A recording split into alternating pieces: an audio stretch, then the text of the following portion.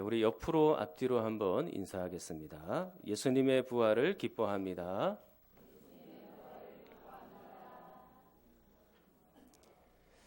우리 한 번 더 인사하겠습니다. 하나님의 능력으로 예수님 부활하셨습니다. 네, 감사합니다. 그 하나님의 능력, 예수님의 부활의 능력이 여러분의 모든 삶의 위로가 되시고 소망이 되기를 간절히 축원합니다. 오늘 말씀 제목이 하나님의 능력을 알라라는 것이죠. 안다는 것은 위대한 것입니다. 안다는 것은 세계로 들어가는 관문이고 또 새로운 세계를 경험하게 하는 길이 됩니다. 아는 것과 모르는 것은 천지 차이예요. 목사님, 뭘 그렇게 자꾸 맨날 알아야 된다고, 하나님을 아는 지식을 가져야 된다고 맨날 그렇게 말씀하시는데 저는 머리가 나빠가지고 자꾸 잊어먹습니다. 가르치면 까먹고 가르치면 잊어버리고 하는데요. 알라고 좀 강조를 안 했으면 좋겠습니다. 그렇게 말하는 분들이 없어요. 생각하는 분이 있을지는 모르겠습니다. 그런데 그것은 하나님의 뜻과는 전혀 반대가 되는 거예요. 그건 성경의 생각이 아닌 거예요. 성경은 뭐라고 얘기하냐면, 읽지는 않았지만 17절 말씀 보면 우리 주 예수 그리스도의 하나님 영광의 아버지께서 지혜와 계시의 영을 너희에게 주사 하나님을 어떻게 하시고요? 알게 하시고. 이것이 바울의 기도입니다. 바울은 지금 에베소 교인들을 향하여 편지를 기록하면서 너희들이 좀 하나님을 알아야 된다. 하나님을 아는 지식이 있어야 된다. 간절하게 그렇게 기도하고 있는 겁니다. 그렇다면 저도 마찬가지예요. 저도 여러분들이 하나님을 알도록 기도하고 있습니다. 여러분들이 하나님에 대한 지식이 점점 깊어지고 넓어지기를 축원합니다. 하나님을 점점 깊이 알았으면 좋겠어요. 잊어버리고 또 잊어버릴지라도 내가 배움을 포기하진 않아야 되겠다. 그렇게 생각하면 좋겠습니다. 저도 성경을 읽고 성경을 연구하고 기도하고 하는데 또 잊어먹고 그래요. 그래도 또 반복하고 또 반복하는 거예요. 그런 것처럼 여러분들도 하나님의 말씀 한 번, 두 번 잊어버렸다 그래서 너무 그렇게 좌절하거나 낭망하지 말고 또 일어나서 하나님의 말씀 배우면 되죠. 그렇게 해서 배움의 길에 있다라는 사실을 알고 하나님을 점점 더 깊이 알아가야 되는 겁니다. 그러면 오늘 본문에서 하나님의 어떤 면을 알아야 될까요? 오늘 사도 바울은 어떤 면을 알아야 된다고 강조하고 있을까요? 자, 17절 말씀 끝부분에 너희는 하나님을 알아야 하는데 어떤 면을 알아야 되냐면 18절 너희 마음의 눈을 밝히사 첫째 부르심의 소망이 무엇인지를 알아야 합니다. 하나님께서 여러분을 부르셨다는 사실을 알아야 되는 겁니다. 늘 강조하지만 여러분이 선택하여 우리 교회로 온 게 아닙니다.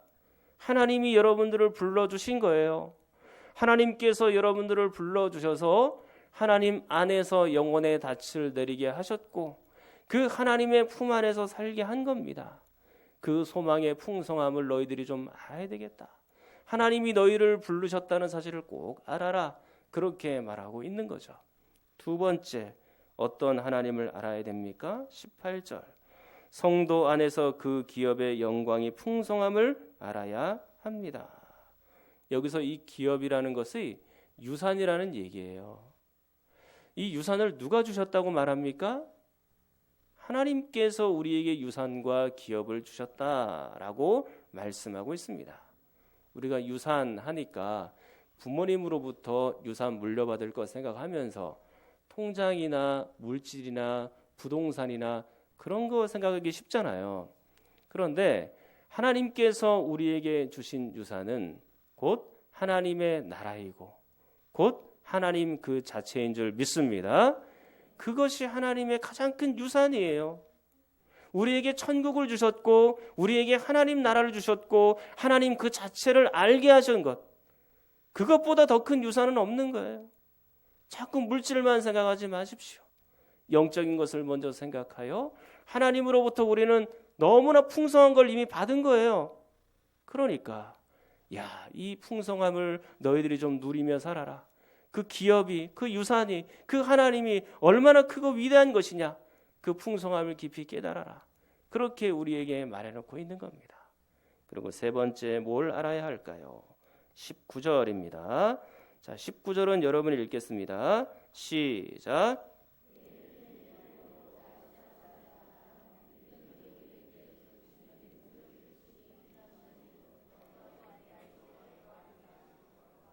아멘. 너희로 알게 하시기를 구하노라. 그랬죠. 뭘 알아야 되냐?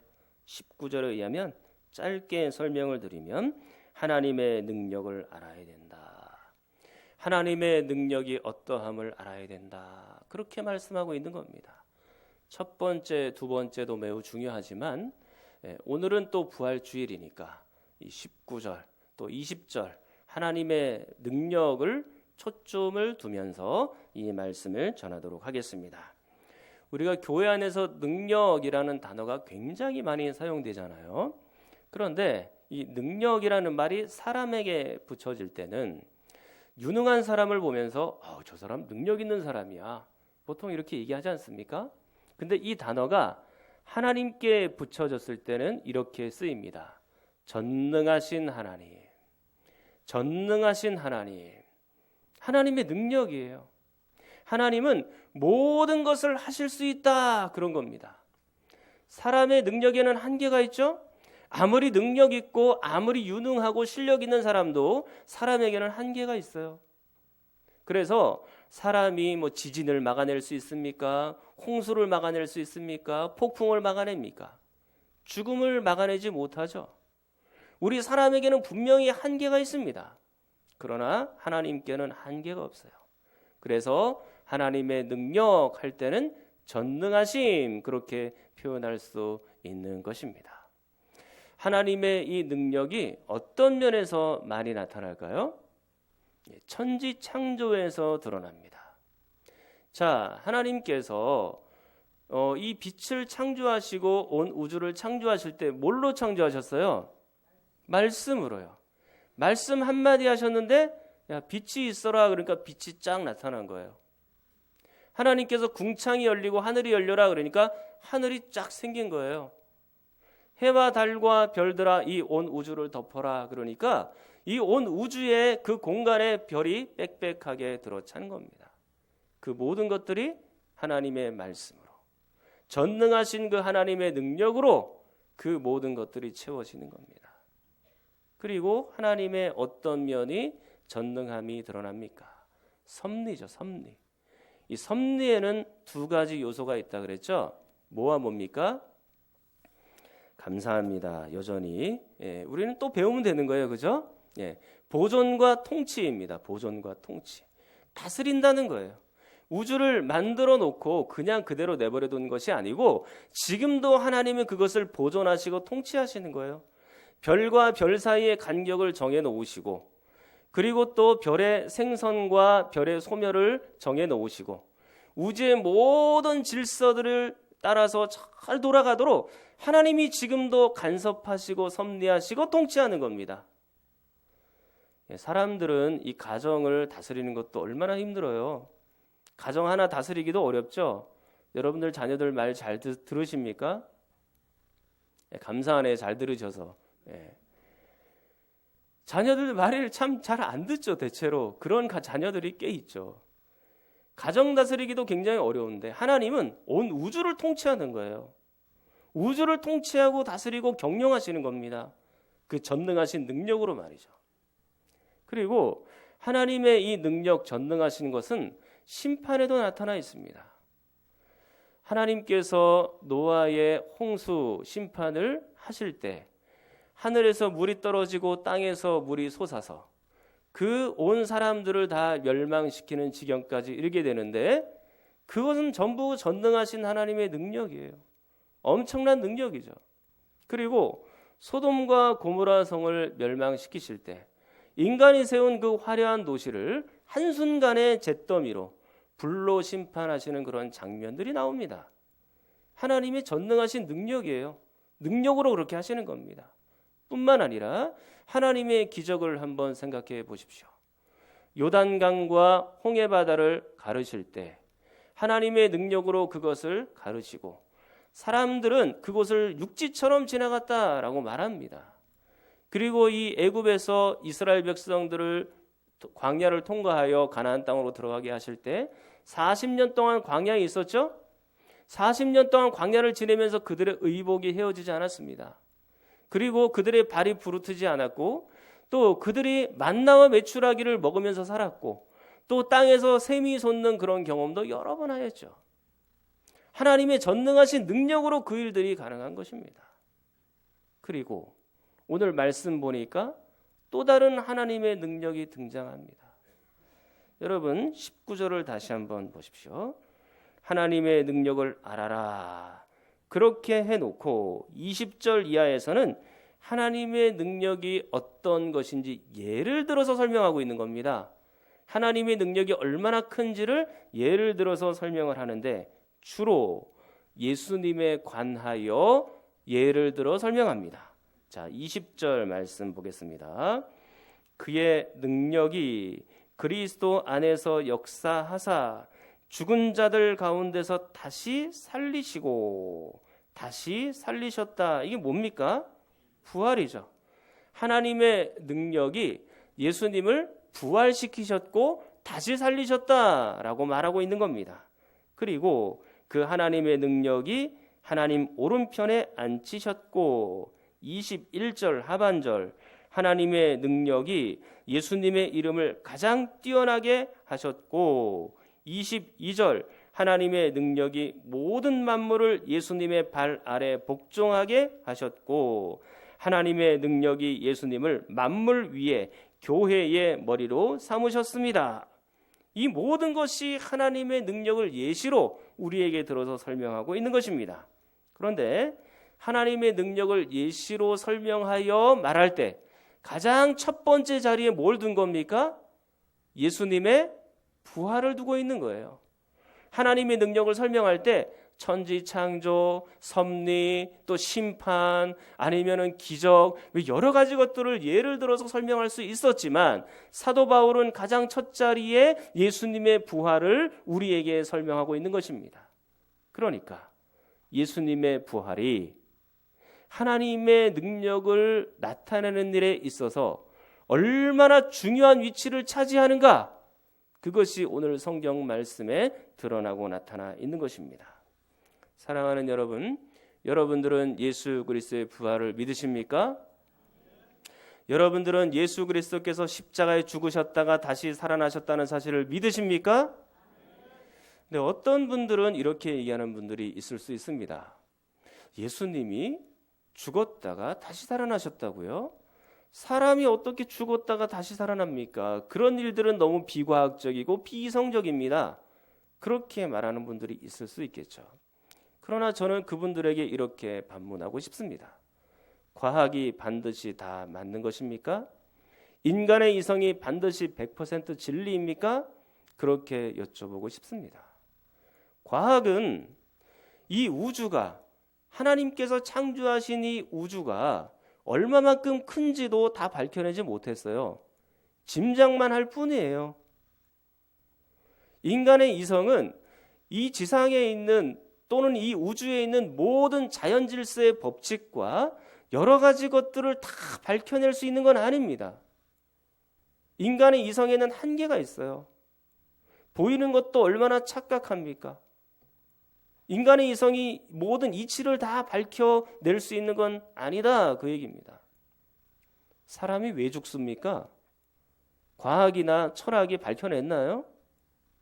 짐작할 뿐이지만 정확하게 밝혀내지 못했어요.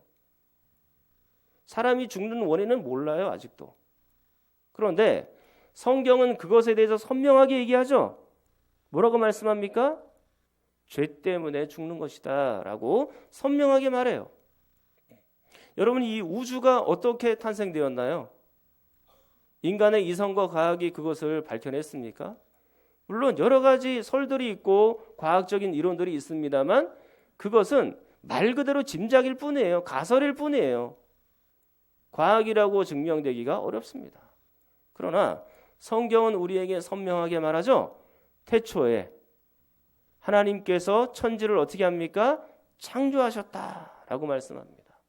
하나님께서 천지를 창조하셨다고 우리에게 분명히 대답합니다. 이 세상에 태초에 인간이 태어날 때 가장 먼저 아담과 하와를 하나님께서 지으시고 만드셨는데 성경은 이렇게 분명하게 우리에게 얘기하지만 과학이나 아니면 다른 어떤 생물학적인 것들이 인간의 탄생의 기원을 설명해 주는 데가 있습니까? 물론 진화론 이런 것들이 있습니다. 인간들이 진화했다. 그래서 이 사람이 된 것이다. 라고 말하는 진화론이 있지만 그것도 과학은 아니에요. 하나의 가설에 불과할 뿐입니다. 여러분, 우리가 인간들이 단세포에서 그 단세포도 그동안에 수억 년을 지나면서 수억만 년을 지나면서 그 단세포가 겨우겨우 하나가 탄생이 되었고 그리고 그것이 어류가 되고 양서류가 되고 파충류가 되고 포유류가 되고 원숭이가 되고 마침내 사람이 되었다. 엄청난 시간들을 지나면서 이렇게 사람들이 진화되어 온 것이다 라고 얘기합니다. 만약에 그렇다면 인간의 존엄성은 완전히 훼손되는 거예요. 우리는 단세포에서 출발하는 거거든요. 그런데 성경은 뭐라고 말씀합니까? 너희들은 그런 단세포에서 출발한 것이 아니고 하나님의 형상으로 만들어진 하나님의 가장 위대한 걸작품이다 라고 하나님이 우리에게 말씀하는 거예요. 그래서 인간이 존중받아야 되는 거예요. 하나님의 형상으로 지음받았기 때문에. 그러나 과학이나 이성은 이 모든 일들에 대하여 이 모든 세상의 이치에 대하여 완전하게 밝혀낸 것이 없습니다. 밝혀낸 것이 있다 할지라도 지극히 작은 부분일 뿐이에요. 하나님은요, 이 모든 인간의 질서를 뛰어넘어서 일하는 분입니다. 인간과 모든 우주의 질서를 뛰어넘어 일하는 분이에요. 그것을 우리는 기적이라고 부르고 교리적인 용어로는 비상섭리라고 부르는 것입니다. 그 기적 가운데 가장 큰 기적, 그것이 무엇이냐? 하나님의 능력으로 예수 그리스도를 부활시키셨다. 지금 그렇게 우리에게 설명하고 말하고 있는 것입니다. 사랑하는 여러분, 여러분들에게 한 번 더 묻겠습니다. 여러분들은 예수 그리스도의 부활을 믿으십니까? 예수 그리스도의 부활을 믿으십니까? 여러분들이 부활을 믿든지 믿지 않든지 사실 하나님께는 큰 타격이 없습니다. 부활은 언제나 존재했어요. 그리고 이 부활은 역사적인 사실입니다. 증인들도 있고 성경이 우리에게 증명해내고 있습니다. 여러분들이 비록 믿지 않는다 할지라도 이 부활은 반드시 있었던 것입니다. 인간의 작은 이성과 그 능력으로 하나님의 권능과 그 능력을 제한시키면 안 되는 겁니다. 하나님의 능력은 전능하신 능력이거든요. 그 하나님의 능력 아래서 예수님이 부활하신 겁니다. 그렇다면 이 예수 그리스도의 부활과 하나님께서 예수 그리스도를 부활시키셨는데 그 부활의 능력과 우리가 어떤 관계가 있습니까?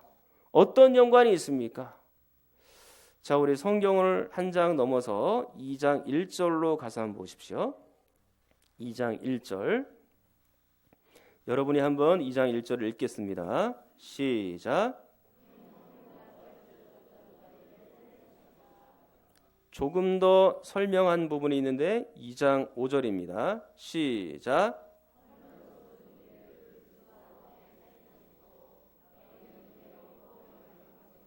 아멘. 허물로 죽은 우리를 그리스도와 함께 살리셨고 그렇게 말합니다. 함께라는 단어예요. 그리스도와 함께. 그리스도의 부활은 곧 내 부활입니다. 그리스도의 생명은 곧 내 생명인 줄 믿습니다. 그리스도와 함께 죽고 그리스도와 함께 살아난 거예요. 우리의 영혼은 과거에 허물과 죄로 죽었었습니다. 몸은 살아있는 것처럼 보이지만 하나님을 알지 못하고 하나님을 믿지 못하고 그리고 하나님과의 관계가 단절되어 있으면 그게 죽음이에요. 영적인 죽음입니다. 그런데 허물과 죄로 죽었던 너희를 그리스도의 부활과 함께 너희를 살리셨다. 그렇게 지금 말씀하고 있는 겁니다. 다시 살아난 겁니다. 뿐만 아닙니다. 우리의 영혼뿐만 아니라 우리의 육체까지도 살리실 겁니다.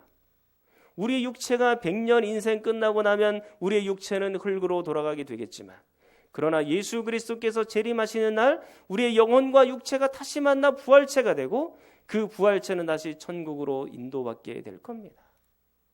육체의 부활과 영혼의 부활이 함께 있는 거예요. 그리스도와 함께 죽고 그리스도와 함께 사는 것입니다. 더 정확하게 말씀드리면 예수 그리스도의 십자가와 부활을 믿을 때 아는 정도로 그치는 것이 아니라 그것을 믿고 받아들일 때 그 그리스도의 십자가와 부활이 전부 내 것이 되는 것입니다. 사랑하는 성도 여러분, 이 땅 위에서 사람들이 받는 고통 중에 가장 큰 것이 무엇일까요? 여러분들이 사업이 좀 잘 안 되어서 빨간 압류 딱지가 집안에 들어오는 날, 그때는 참 슬픈 날이고 힘든 날이겠죠. 건강을 잃어버렸을 때도 역시 마찬가지일 겁니다. 여러분들의 자녀들이 아픔을 겪을 때 부모로서 아무것도 해줄 수 없을 때 그 민망함과 그 아픔, 굉장히 크고 힘든 거죠.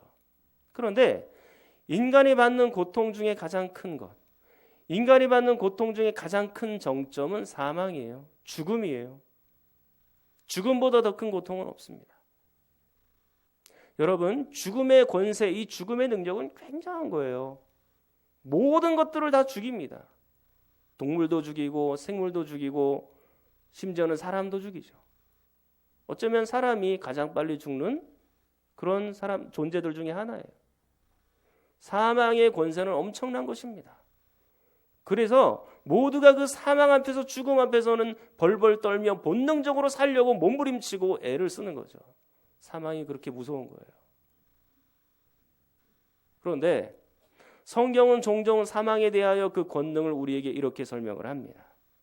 자, 성경 로마서 5장 12절을 한번 보겠습니다. 찾지 마시고요. 이제 화면으로 그냥 보실게요. 이와 같이 모든 사람이 죄를 지었으므로 사망이 모든 사람에게 이르렀느니라. 모든입니다. 사망은 모든 사람들을 다 죽인다. 그렇게 말해요. 그리고 로마서 5장 14절을 보시면 이렇게 되어 있습니다. 사망이 왕노릇하였다라고 말합니다. 사망이 왕처럼 사람들 앞에 군림하는 거예요. 그런데 히브리서 2장 15절에는 이렇게 말합니다. 또 죽기를 무서워함으로 평생 매여 종노릇한다. 이런 말씀도 있죠. 사망은 사람들 위에 왕노릇하고 지금 사람들은 어떻게 해요? 그 밑에서 종노릇하면서 벌벌 떨며 기고 있는 것입니다. 그러나 이 사망보다 더 큰 능력이 있습니다. 그것은 바로 하나님의 능력인 줄 믿습니다. 하나님의 전능하신 능력, 부활의 능력이에요. 사망보다 훨씬 더 큰 능력, 비교할 수도 없는 능력, 그것은 부활의 능력이고 부활의 권능인 것입니다. 그렇기 때문에 사도 바울이 사도행전 2장에서 설교하기를 이렇게 설교를 했습니다. 23절 24절입니다. 예수님이 하나님께서 정하신 뜻과 미리 아신 대로 내준 바 되었거늘 너희가 법 없는 자들의 손을 빌려 예수님을 못 박아 죽였으나 하나님께서 그를 사망의 고통에서 풀어 살리셨으니 이는 그가 사망에 매여 있을 수 없었음이라. 예수님은 인간이 가장 무서워하는 이 사망을 뚫고 부활하셨다라고 말씀합니다. 사망을 정복하셨다고 말씀을 해요. 뿐만 아니라 로마서 6장 9절입니다. 이는 그리스도께서 죽은 자 가운데서 살아나셨음에 다시 죽지 아니하시고 사망이 다시 그를 주장하지 못할 줄을 알미로라 그랬습니다. 사망이 더 이상 주장하지 못하도록 차단하는 부활의 능력을 우리에게 지금 설명하고 있는 겁니다. 그런데 예수님의 그 사망을 이기고 부활하신 그 권세는 예수님에게만 해당되는 것이 아니고 바로 우리에게도 해당되는 거예요. 그 말씀이 고린도전서 15장 55절 이하에 나타나 있습니다. 사망아 너의 승리가 어디 있느냐? 사망아 내가 쏘는 것이 어디 있느냐? 사망이 쏘는 것은 죄요 죄의 권능은 율법이라. 우리 주 예수 그리스도로 말미암아 우리에게 승리를 주시는 하나님께 감사하노니 그랬습니다. 우리에게 승리를 주시는 하나님께 감사하노니, 예수님의 승리는 곧 우리의 승리라고 말하고 있는 것입니다. 예수님의 부활은 곧 우리의 부활이라고 말씀하고 있는 것입니다. 예수님의 생명은 곧 우리의 생명이라고 말씀하고 있는 것이죠. 그래서 우리가 이 승리, 이 부활, 이 예수님의 부활을 우리도 가진 자가 된 것입니다. 오늘 에베소서 2장 5절에도 분명히 말씀하죠. 허물로 죽은 우리를 그리스도와 함께 살리셨고, 그렇게 말합니다. 하나님의 능력이, 하나님의 그 전능하신 능력이 예수님의 부활은 물론이고 또 그 아래에 있는 우리까지도 다 살리셨다라고 지금 말씀하고 있는 것입니다. 그렇다면 예수님께서도 부활하셨고 우리도 이 부활을 이겨냈다며 이 사망을 이겨냈다면, 그렇다면 우리 인생의 이 여러 가지 문제들, 그런 어려움들도 예수 그리스도의 부활로 이겨낼 수 있지 않겠습니까? 여러분들이 뭘 그렇게 두려워하십니까? 뭘 그렇게 겁을 내며 사십니까? 뭘 그렇게 염려하고 뭘 그렇게 걱정하며 사십니까? 여러분들에게는 예수 그리스도의 부활이 있는 줄 믿습니다. 그 부활의 능력으로 이기는 것이죠. 그 부활의 능력으로 여러분들의 인고와 모든 고통과 어려움들을 다 이겨낼 수 있다라고 분명히 성경이 말하는 겁니다. 사망 권세도 이겼는데 이 모든 인간의 고통까지 우리는 분명히 다 이길 수 있다라고 말씀하는 거예요. 이제 오늘 말씀을 맺도록 하겠습니다. 우리는 하나님의 능력이 얼마나 큰지를 알아야 합니다. 아는 것은 매우 중요한 것이죠. 아는 것과 모르는 것은 굉장히 큰 차이가 있습니다. 하나님의 능력은 어떤 능력이에요? 전능하신 능력입니다. 예수 그리스도를 사망에서 부활로 안내하신 능력입니다. 인간의 잣대로, 인간의 이성과 과학으로 자꾸 꿰어 맞추려고 하지 마십시오. 하나님의 능력은 인간의 이성을 뛰어넘어서 일하는 거예요. 천지를 창조하신 하나님이 예수님을 부활시키는 게 뭐가 그렇게 어렵겠습니까? 하나님의 능력을 자꾸 우리의 이성으로 제한하면 안 됩니다. 그 예수 그리스도의 부활이 우리와 어떤 관계가 있는 것입니까? 우리도 죽음을 정복하고 우리도 사망을 정복하는 권세예요. 우리도 승리하고 우리도 이길 수 있다는 권세입니다. 사랑하는 성도 여러분, 여러분은 하나님의 능력과 부활의 능력을 알고 믿어서 어떠한 고난과 역경이 여러분 가운데 온다 할지라도 다 이겨내는, 심지어는 사망과 죽음도 이겨내는 여러분이 되기를 간절히 축원합니다. 우리 한번 통성으로 기도하겠습니다. 하나님 아버지, 예수님의 부활이 나의 부활이 되게 해주셔서 감사합니다. 예수님의 부활로 사망도 정복하게 하시니 감사합니다. 인생의 모든 어려움도 이겨내게 하시니 감사합니다.